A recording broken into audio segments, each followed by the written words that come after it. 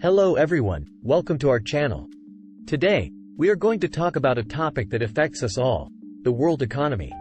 Have you ever wondered how different countries interact with each other in terms of trade, finance, and economic policy? In this video, we will explain how the world economy works, and we'll use some graphical tools to help you understand the concepts. The world economy is a complex system that involves many players, including countries, companies, and individuals. At its core, the world economy is about the production, distribution, and consumption of goods and services. Let's start by looking at how countries interact with each other in terms of trade. Trade is the exchange of goods and services between countries. Countries trade with each other because they have different resources, technologies, and preferences. Some countries are better at producing certain goods, while others are better at producing other goods. This leads to a situation where countries can benefit from trading with each other. One way to visualize trade is through a graph called the production possibility frontier. This graph shows the maximum amount of two goods that a country can produce with its resources. When two countries trade with each other, they can specialize in the production of the good that they are better at, and then trade for the other good. This leads to an increase in the total output of both goods. Now, let's talk about finance. Finance is the system that allows for the allocation of resources in the economy. It includes banks, stock markets, and other financial institutions. Finance is important because it allows companies to raise money for investments, and individuals to save and invest for their future. One important aspect of finance is exchange rates. Exchange rates are the prices at which one currency can be exchanged for another currency. Exchange rates can affect trade because they affect the price of goods in different countries. For example, if the dollar appreciates against the euro, then American goods become more expensive for Europeans, and European goods become cheaper for Americans. Finally, let's discuss economic policy. Economic policy is the set of measures that governments use to manage the economy. This includes fiscal policy, taxes and government spending, and monetary policy, interest rates and money supply. One way to understand the effects of economic policy is through the Phillips curve. The Phillips curve shows the relationship between inflation and unemployment. Governments can use fiscal and monetary policy to influence the trade-off between inflation and unemployment. Conclusion. So, that's how the world economy works. We hope this video has helped you understand the complex interactions between different countries, finance, and economic policy.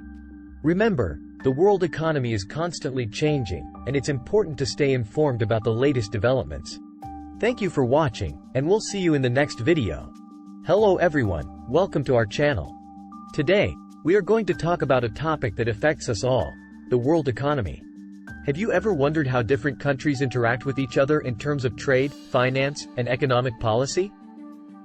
In this video, we will explain how the world economy works, and we'll use some graphical tools to help you understand the concepts.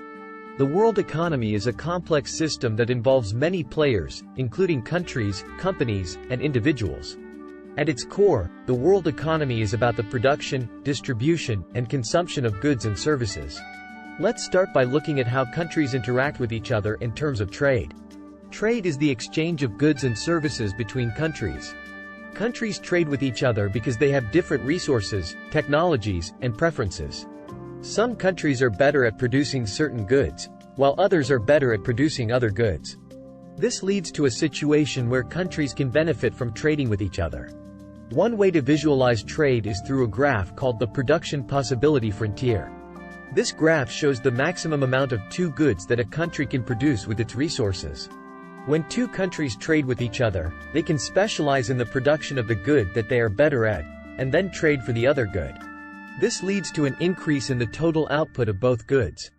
Now, let's talk about finance. Finance is the system that allows for the allocation of resources in the economy. It includes banks, stock markets, and other financial institutions. Finance is important because it allows companies to raise money for investments, and individuals to save and invest for their future. One important aspect of finance is exchange rates.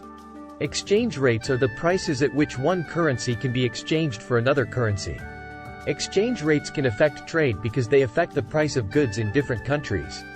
For example, if the dollar appreciates against the euro, then American goods become more expensive for Europeans, and European goods become cheaper for Americans. Finally, let's discuss economic policy. Economic policy is the set of measures that governments use to manage the economy. This includes fiscal policy, taxes and government spending, and monetary policy, interest rates and money supply. One way to understand the effects of economic policy is through the Phillips curve. The Phillips curve shows the relationship between inflation and unemployment. Governments can use fiscal and monetary policy to influence the trade-off between inflation and unemployment. Conclusion. So, that's how the world economy works. We hope this video has helped you understand the complex interactions between different countries, finance, and economic policy. Remember, the world economy is constantly changing, and it's important to stay informed about the latest developments.